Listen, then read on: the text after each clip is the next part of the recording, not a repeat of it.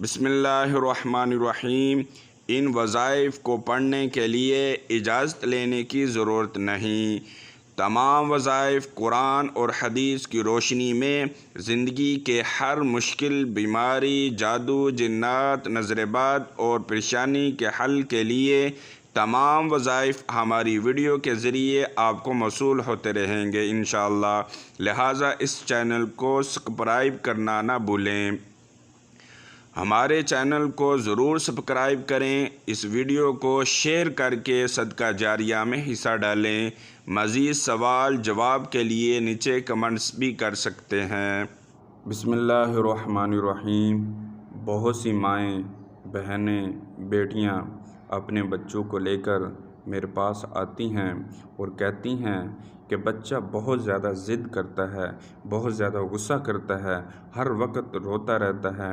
رونے کی وجہ سے ہم بہت زیادہ پریشان ہیں کہ ہر وقت روتا رہتا ہے، کسی نہ کسی چیز کی ضد کرتا رہتا ہے، یہ لے کے دو، یہ لے کے دو، یہ لے کے دو، اور نہ لے کے دیں تو غصہ کرتا رہتا ہے۔ اور رونے کی وجہ سے محلے والے بھی تنگ آ چکے ہیں۔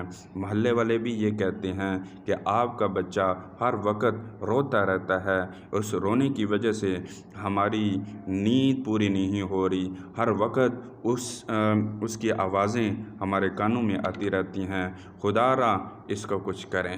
بچے کی آوازوں کی وجہ سے ہم خود بھی جو ہیں بہت زیادہ پریشان ہیں، محلے والے تو بہت زیادہ ہمیں تنگ کر رہے ہیں، آپ کے بچوں کی آوازیں بہت آتی ہیں، جس کی وجہ سے ہم بہت زیادہ جو ہے نا پریشان ہیں۔ تو میں نے ان کو بتایا کہ یہ بچہ دو وجہوں سے روتا ہے، یا بیماری کی وجہ سے روتا ہے یا نظر بد کی وجہ سے روتا ہے۔ جب میں نے اس کو تشخیص کی، اس کو بیماری بھی تھی اور اس کو نظر بد بھی تھی، یعنی دونوں چیزیں تھیں اس پر۔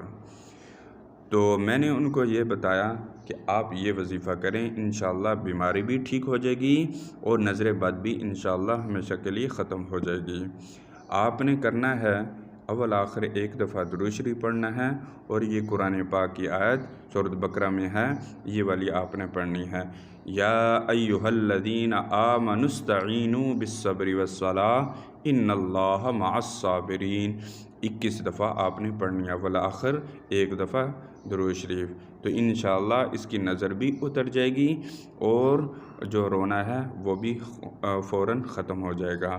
تو آپ نے یہ والا عمل 7 دن، 11 دن یا زیادہ مسئلہ ہو 21 دن تک آپ نے جاری رکھنا ہے، تو انشاءاللہ ضد، غصہ اور رونا اور نظر بد ہمیشہ کے لیے ختم ہو جائے گی انشاءاللہ۔ ہمیں دعاؤں میں یاد رکھنا۔ اللہ حافظ۔